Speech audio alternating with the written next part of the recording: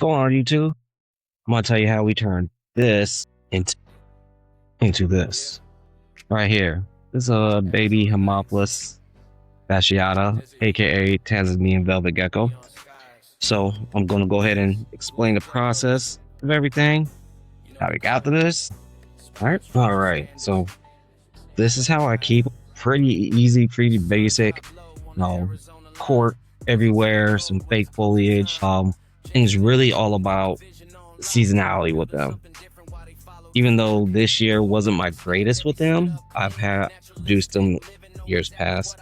And I'll just chalk it up to, I moved, we had a warm winter, so it wasn't the greatest production. But as you can tell, let's see if we can find them. They are really hard to find sometimes. Don't know where they're at today. Usually females like right there, but if I can get some B-roll, I'll get some B-roll. Here we go. Found one right here, right there. That's the female. The male is a little bit smaller than her. They do have some nice bite force to them. Like I said, they're from Tanzania.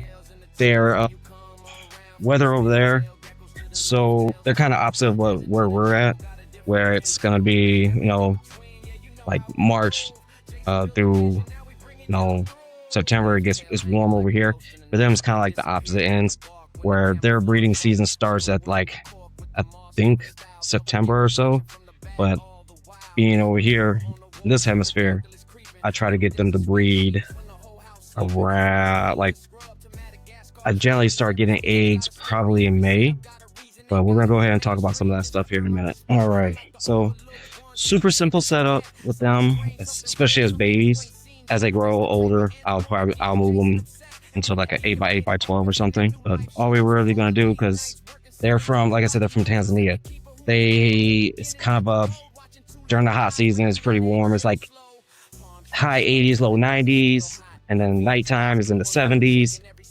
But it's almost like a subtropical, where during like the hot season is hot and wet, so good humidity, and then during their winter is like cold and dry. So that's what I try to do with their adults counterparts, is to simulate that to trigger breeding. Unfortunately, like I said, didn't get a great winter with them. So like I said, it was a warm winter and it just wasn't really working out. And plus, like I said, I moved, which did not help at all either. But like I said, we'll go ahead and we're going to try to fix those remedies this upcoming season. So I got 2 pairs of these Tanzanian Velvet Geckos. So, my hopes is to be able to produce from both of them, and then eventually have those 2 breed and make a few more other pairs, and to get them out to the public. I think they're a nice little gecko. Doesn't take up a lot of space. They can be nice if you treat them with the proper respect.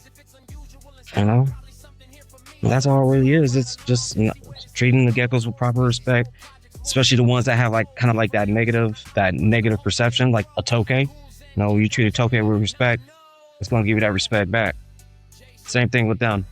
Yeah, they might bite you, but that's just because they're like, what's going on? We're not going to respect your movements because you look like you're doing something you ain't supposed to be doing. But you treat them nice, they'll be nice back at you.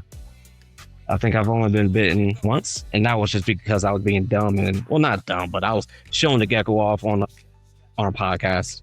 So that's what happens. So that's all. And then, this right here is just that repty soil with some peat moss, a little spag in there. Like I said, right now I'm getting them decently good humidity, just so they can make sure to get all that shed off, because it looks like there's a little bit of stuck shed on one of them. So make sure it's nice and humid in here. And all I do, I'll put these on top of right by like a UV fixture or something that gets pretty warm. So all this will kind of help bring that humidity up, then evaporate, and then just kind of redo it again. Just throw some holes in these, and we're pretty much good to go. Like I said, they'll be in there for maybe a few months. Make sure they're eating properly, shedding, so find their food, able to hunt on their own. And after that, I'll move them up into like an 8x8x12 or something like that. As far as hatching them, I've had a pretty good success rate with them. I think I've only, from the ones that the eggs that I've gotten, I think I probably hatched out 90%.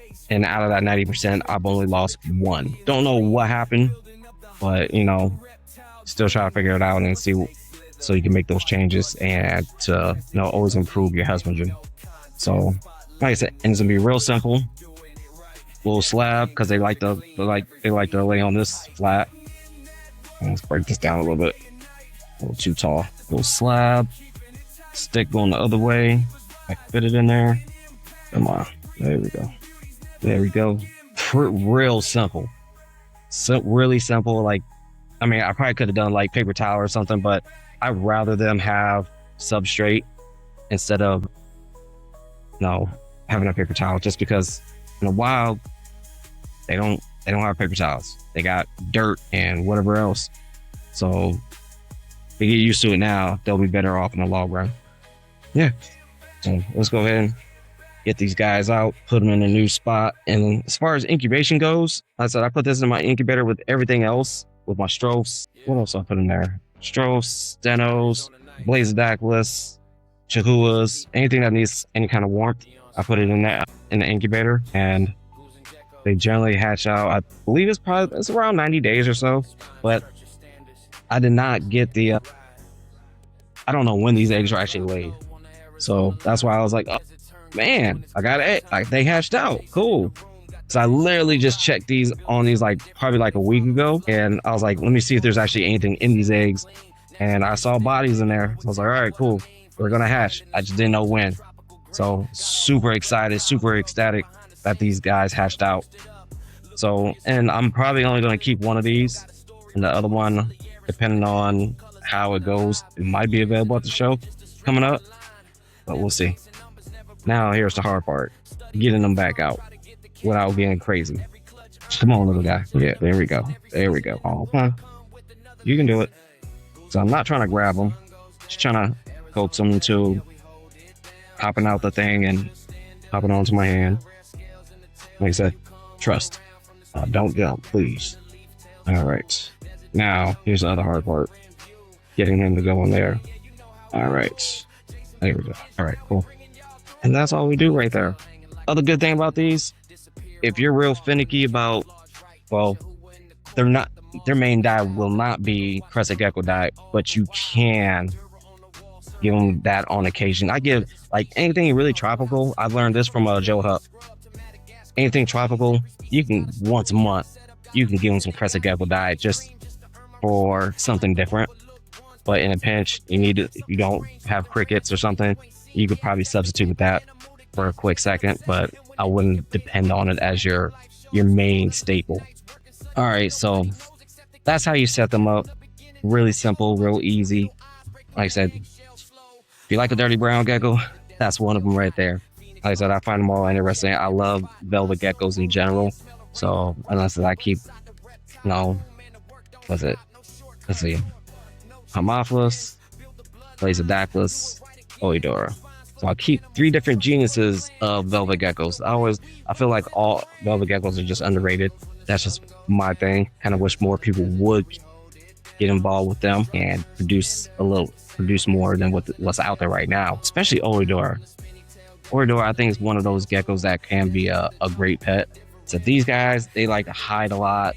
They're really secretive, but very rewarding, because it's you have to do a little bit extra as far as seasonal triggers, feed cycles, different things like that. It's not not like a plug and play with some of the other stuff that we have in this hobby.